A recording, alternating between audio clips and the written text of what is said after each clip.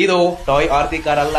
ನೀವು ಎಲ್ಲ RC car ಒಂದೇ ಅಂತ ಅನ್ಕೊಂಡಿದ್ರೆ ಇದು ನಿಮ್ಮ ಮೈಂಡ್ ಅನ್ನೇ ಚೇಂಜ್ ಮಾಡುತ್ತೆ. ಇದು ಟೈಗರ್ ಸೂಪರ್ ಸಾನಿಕ್, ಒಂದು proper hobby grade RC car. ಇದರ ರಿಮೋಟ್ ನೋಡಿದ್ರೆ ನಿಮಗೆ ಡಿಫರೆನ್ಸ್ ಗೊತ್ತಾಗುತ್ತೆ. ಸ್ಟೇರಿಂಗ್ ಟ್ರಿಮ್ ಇದೆ, ಪರ್ಫೆಕ್ಟ್ ವೀಲ್ ಅಲೈನ್ಮೆಂಟ್ ಗೆ.